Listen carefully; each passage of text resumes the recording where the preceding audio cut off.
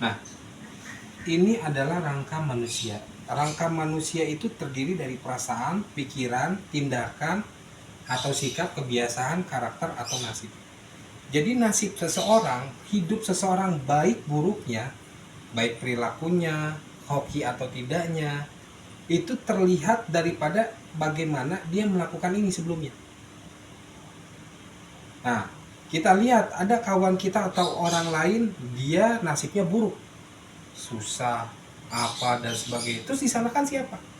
Nah, bisa jadi kebiasaan dia tidak bagus, malas berdoa, malas beribadah, ya kan, malas sedekah, malas dan sebagainya.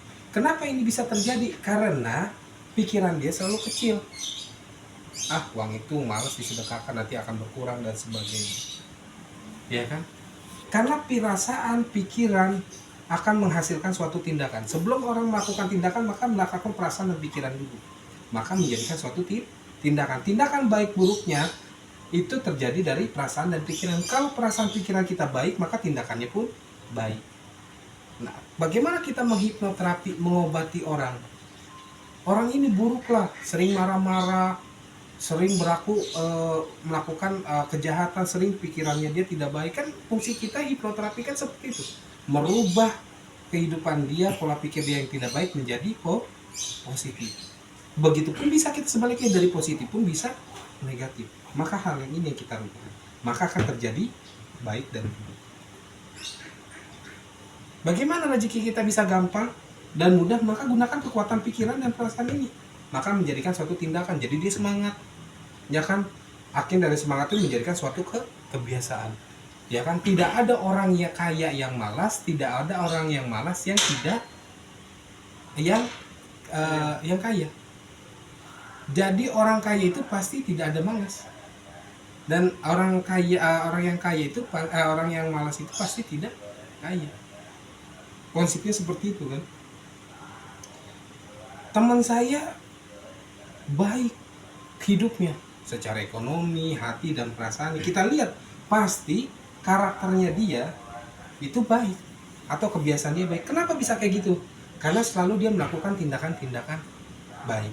Kenapa bisa gitu? Karena perasaan dan pikirannya pun benar nggak? Nah, sedangkan kalau perasaan pikirannya sudah tidak baik, pasti tindakannya pun tidak baik. Hasilnya hidupnya pun, nasibnya pun tidak baik atau buruk. Bagaimana cara kita untuk memindahkannya? Maka kita harus menggunakan yang namanya pikiran bawah sadar. Nah, di dalam pikiran bawah sadar ini kita bisa menggunakan teknik atau cara-cara yang satu, prainduksi, kedua induksi, 3 bipening, 4 sugesti atau perintah. Betul. Kebanyakan orang ini langsung ke sugesti. Kita ingin menasihati orang tua, orang terdekat kita seperti saudara, istri, anak, walaupun kita ingin ngasih pendapatan sugesti yang positif dan yang baik, benar nggak?